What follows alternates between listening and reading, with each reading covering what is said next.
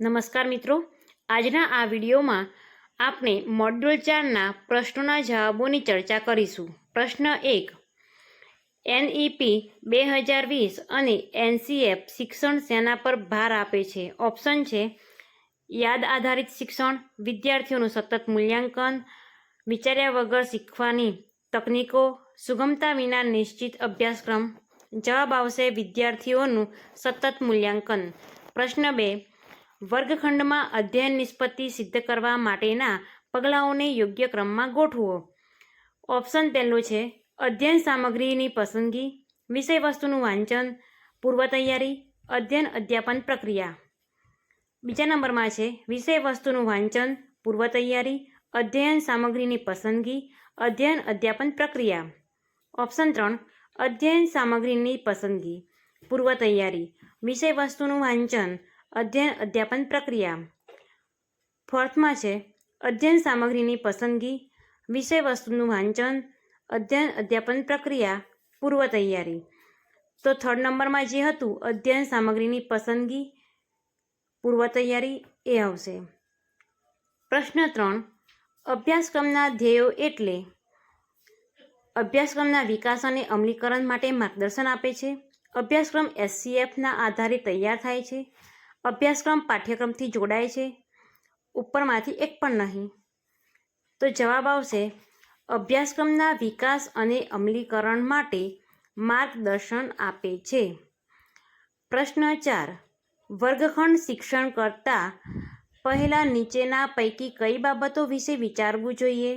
વિષયવસ્તુ, વર્ગખંડ પ્રક્રિયા અને મૂલ્યાંકન, અધ્યયન નિષ્પત્તિની સમજ કે ઉપરના તમામ? તો જવાબ આવશે ઉપરના તમામ. પ્રશ્ન 5. પ્રવૃત્તિના ચરણોને યોગ્ય ક્રમમાં ગોઠવો. અનુભવ, ચિંતન, અનુપ્રયોગ અને નિષ્કર્ષ. ઓપ્શન 1 છે 1, 2, 3, 4, 2, 1, 3, 4, 1, 2, 4, 3 અને 1, 4, 2, 3. તો જવાબ આવશે 1, 2, 3, 4. પ્રશ્ન 6. અધ્યયન નિષ્પત્તિનું પૃથ્થકરણ કરવાથી આપણને શું જાણવા મળે છે?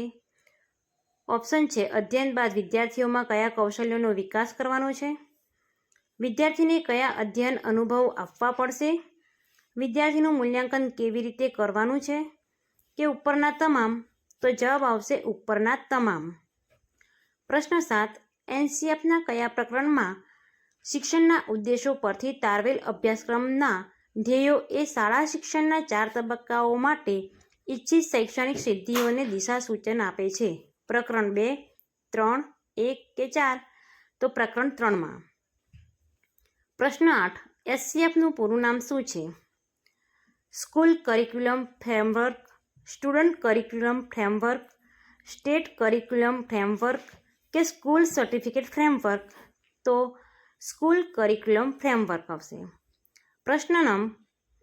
અધ્યયન નિષ્પત્તિ એટલે વર્ગખંડ પ્રક્રિયા, વર્ગખંડ પ્રક્રિયા બાદ વિદ્યાર્થીનું કરવાનું થતું મૂલ્યાંકન, ચોક્કસ સમયના શિક્ષણ કાર્ય બાદ વિદ્યાર્થીમાં જોઈ શકાય તેવા અપેક્ષિત વિકાસ દર્શાવતું વિધાન, કે વર્ગખંડ શિક્ષણ દરમિયાન કયા ટીએલએમનો ઉપયોગ કરવાનો છે તે દર્શાવતું વિધાન?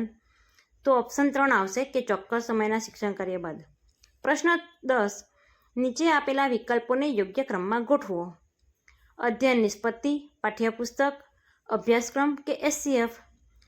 અબકડ, ડક અબ, કડ અબ કે બડ અક?